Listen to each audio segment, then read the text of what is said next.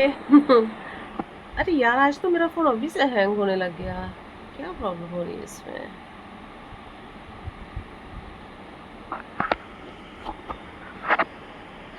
मैं बहुत टाइम से कुछ शेयर करना चाहती हूँ और मुझे आज फाइनली वो एकदम याद था कि हाँ, आज मुझे ना यूट्यूब का वीडियो उसी पर बनाना है।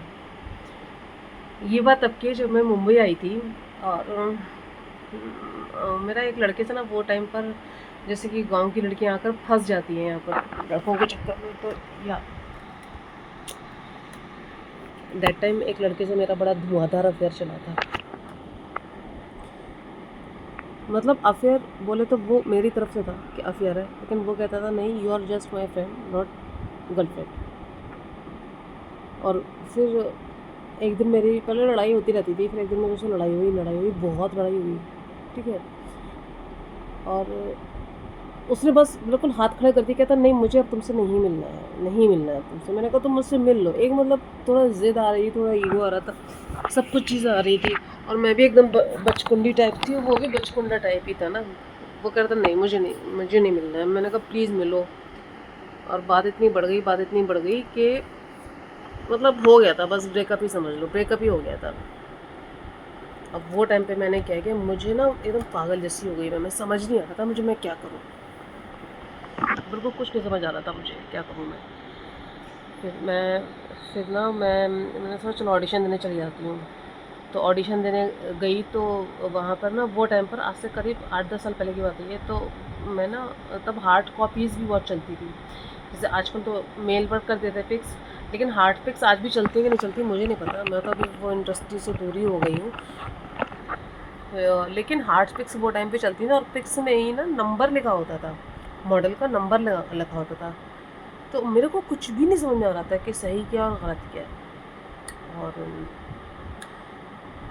और मैं बैठी तो वहाँ पर ऑफिस में टेबल पर ना मॉडल्स के फ़ोटो पड़े हुए थे, और उस पर एक मॉडल का उस वक्त मॉडल का एक नंबर दिखा मुझे, तो मैंने नंबर उस वक्त सेव कर लिया उसका। और घर आई तो फिर कॉल किया मैंने उसे, तो वो कह रहा कि आपको मेरा नंबर कहाँ से मिला। तो इतनी समझ तो थी नहीं, बच्ची थी, तो मैंने बोल दिया कि हाँ मैं वहाँ गई थी ऑडिशन के लिए वो वाले ऑफिस में, तो वहाँ मुझे तुम्हारे फ़ोटो से मिला। कहता ठीक है। तो हम लोग मिले मुंबई में अंधेरी में बरिस्ता पर हम लोग मिले। तो डिस्टर्ब तो मैं थी, बहुत ज़्यादा डिस्टर्ब थी, मुझे कुछ समझ में नहीं आ रहा था एक्चुअली कि मैं क्या कर रही हूँ। वो टाइम पे तो मतलब मेरी कंडीशन मालूम है कैसी हो गई थी, जैसे अगर तुम लोगों ने फैशन मूवी देखी होगी ना, तो उससे मैं बहुत रिलेट करती हूँ अपने आप को। जैसे प्रियंका चोपड़ा की हालत हो गई थी, लेकिन मैं इतना तो नहीं था कि मैं क्लब व्लब तो नहीं करती थी, कि क्लब व्लब में मैं जाऊँ, इतनी तो मैं बिगड़ी हुई नहीं थी। लेकिन अभी अकेली थी, फैमिली नहीं थी, कुछ तो मुझे करनी था ना।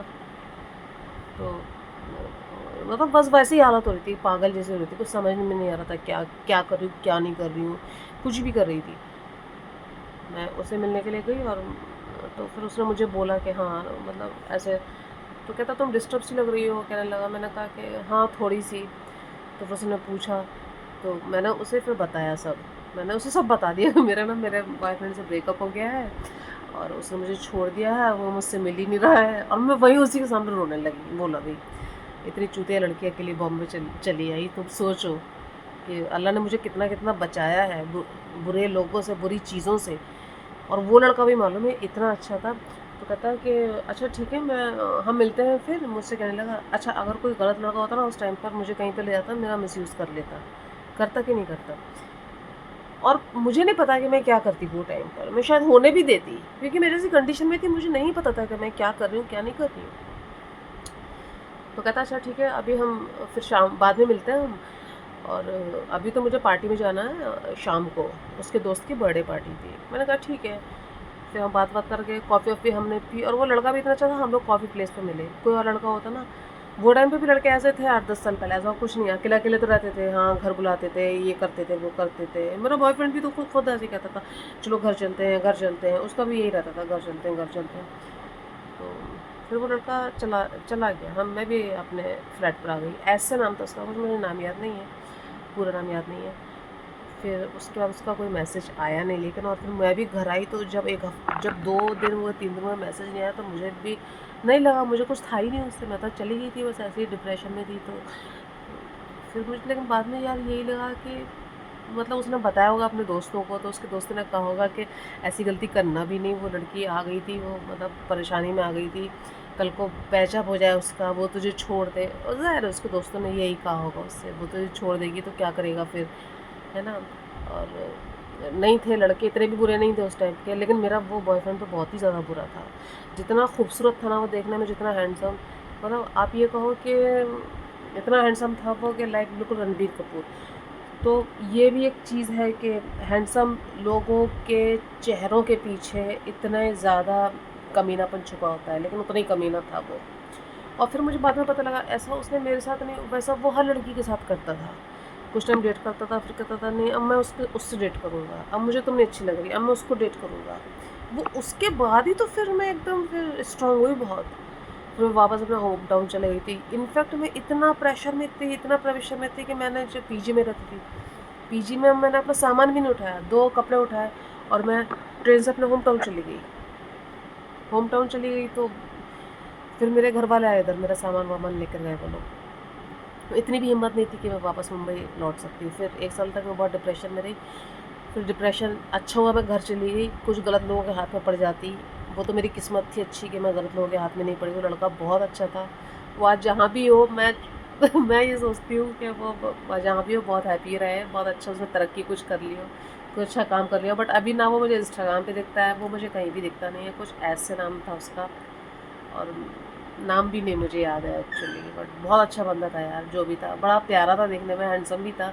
ऑब्वियसली हैंडसम था तभी मैंने उसको कॉल किया था कि हाँ, तब तो मतलब ऐसा कुछ था नहीं ना कि दिल से कुछ है, हाँ ये अच्छा लग रहा है तो इसे कर लो, नहीं ये नहीं अच्छा लग रहा, ये अच्छा लग रहा है। तो फ़ोटो में से चोरी किया था मैंने नंबर उसका, उसके पिक पर से, और मैं उसको बताई भी कि हाँ मैं ऐसा किया, लेकिन उसने बिल्कुल मेरा मिसयूज़ नहीं किया। तो पार्टी में वो मैंने बताया ना गया होगा, तो ऐसा सीन हुआ होगा। तो दुनिया में यार ऐसे लोग भी होते हैं।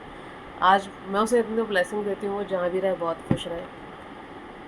और बस तो यही आज बताना था तुम लोगों से। अपना एक बिल्कुल टीन एज थी, बच्ची थी जब मुंबई आई थी, तो तब उस टाइम का तुम एक बस वाक़या याद आया तो बता रही थी। और सोचकर भी इतना बुरा लगता है। अभी वो मेरा जो बॉयफ्रेंड है उसकी शादी हो चुकी है, और अभी वो उसी प्लेस पे रहता है जहाँ मैं रहती हूँ। और बाद में उसने मुझसे मिलने के लिए बहुत कोशिश की, लेकिन और शादी हुई है तो मतलब मैं क्या ही बोलूँ उसने इतनी अच्छी लड़कियों को डिच किया यार। अब उसको बीवी अच्छी है वो लड़की, लेकिन ठीक है, वो उसकी अपनी ज़िंदगी है, मैं इस बारे में कुछ कहना नहीं चाहती। लेकिन हम किसी का बुरा क्यों सोचें, हमें तो बस ये सोचना है कि आप कैसे इन पचड़ों से बाहर निकलो। अगर आप किसी गलत जगह पे फंस गए हो तो आप सामने वाले को गाली गलौज करने से बेहतर है कि सामने वाले को आप बद्दुआएँ दो, ये करो। हालाँकि मेरे मन से बद्दुआएँ तो बहुत निकलती थी उसके लिए, और न जाने किस-किस ने उसे दी होंगी, किस-किस लड़की ने, मैं तुम्हें सच बता रही हूँ। क्योंकि मेरा वो एक्स था ना, वो इतना टैलेंटेड था, लेकिन उसके बाद भी उसे वैसा काम नहीं मिला जिसके काबिल वो था। जबकि वो 1-2 मूवी भी कर चुका है as a lead role, but आज भी उसकी कोई स्टेबिलिटी नहीं है। कोई स्टेबल नहीं है आज तक भी वो मुंबई में फ़िल्मों में, लीड रोल में जो लड़का आ चुका है। बहुत खूबसूरत भी है, still he is very handsome. But वो ये ना, बददुआएँ इतनी लेके आप कहाँ जाओगे। तो कोई अच्छा मिला तो कोई बुरा भी मिला, और इसी तजुर्बे से सीखती गई। अब तो मैं लोगों को सिखाती हूँ। अब तो कोई डिप्रेशन होता है तो मैं उसे समझा सकती हूँ, क्योंकि वो सबसे मैं भी गुजरी हूँ। और जो लोग कहते हैं ना कि नहीं हम वैसे समझाएंगे, अगर वो उस चीज़ से नहीं गुजरे तो वो आपको नहीं समझा सकते। ये तो बात मैं डेफिनेट बोल रही हूँ। पढ़े सुनी बातें जिनकी हो तो उनके तो पास कभी जाना ही मत, सोचना भी मत कि कुछ बता सकते हैं वो तुम्हें। जो इंसान ने खुद वो दर्द झेला है, जो इंसान खुद उस चीज़ से निकला है, सिर्फ वही तुम्हें सही रास्ता बता सकता है। ये बात भी मैंने समझी है। और जो अच्छा होता है वो बस अच्छा होता है, उसको किसी वजह की ज़रूरत नहीं होती। और जो बुरा होता है वो बिना वजह ही बुरा होता है। अब जैसे वो लड़का जो मुझे कैफ़े में मिला था, जिसके पास मैं वैसे ही चली गई थी, वो अच्छा था, वो अच्छा ही था। और जो बुरा था वो बुरा ही था। वो मेरा मिसयूज़ कर सकता था, उसने नहीं किया, बिल्कुल नहीं किया उसने। वो क्या लड़का था, कुछ टाइम रखता अपने पास। मेरे बॉयफ्रेंड ने भी तो यही किया था ना, लड़कियों का मिसयूज़ किया फिर छोड़ दिया, कुछ टाइम रखता अपने पास छोड़ देता, लेकिन फिर भी उसने नहीं किया। तो ये आप सोचो कि हमारे आसपास ही हमको बहुत सारी चीज़ें मिलती हैं, डिपेंड हम पे करता है कि हम क्या सीखते हैं। और बुरे लोग हमेशा एक मजबूत लेसन दे के जाते हैं। अच्छा तो मैं नहीं कहूँगी, अच्छा लेसन तो केवल अच्छे ही लोग दे सकते हैं बस।